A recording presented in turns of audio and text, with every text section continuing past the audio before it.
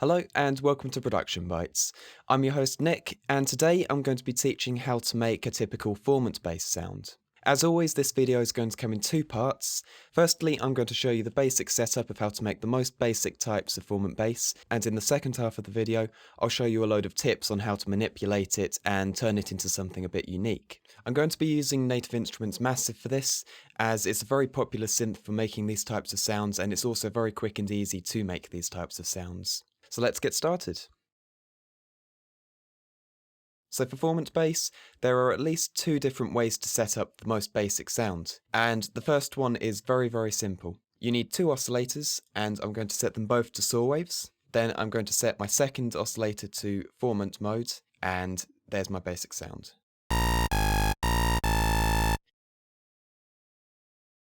As I said before, there is also a second way to create a Formant Bass, however, and with Massive's limited set of waveforms, this does give you some more possibilities, as it comes up with some more abrasive sounds than the first type. For anyone looking for a Dr. P Sweet Shop style bass, this is how he probably did that one.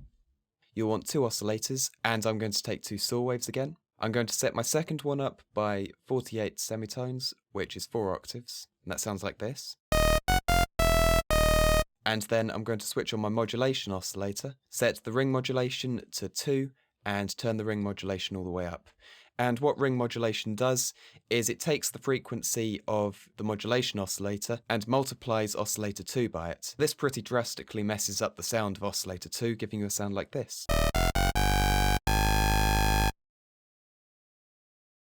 So those are the basic sounds, and now let's have a look at the different types of things you can do to tweak them and personalize them. You can change the waveforms or add a second formant on the third oscillator, and this makes a big difference to what the sound sounds like, because especially in the first setup, the entire sound is built off the waveforms. Changing the waveforms makes the biggest difference of anything you can do.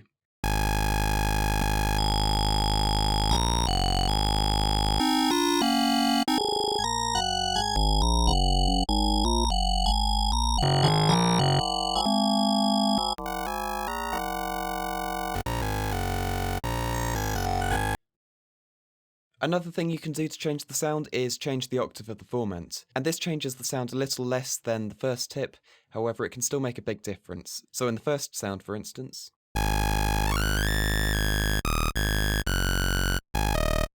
and in the second sound,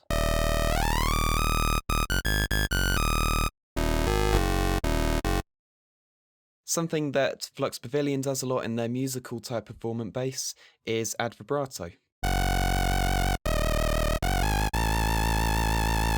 And as you can see, the basic Massive patch does include vibrato, but in order to tweak it yourself, your rate control, which is how fast the vibrato is here. And the depth, which is the amount of pitch deviation, is just here. You can change the sound a lot by changing the formant intensity or even automating it, and in the first sound you do this just by controlling the intensity control under the formant oscillator.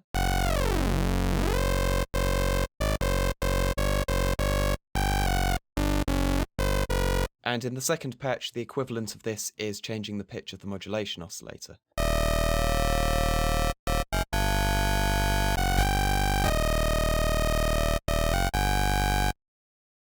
Tip 5, as I always like to end on, add whatever effects, unison, distortion, shapers. It's your sound, do what you like with it, mess around, and with a bit of luck and a bit of skill, you can come up with some really nice sounds like these.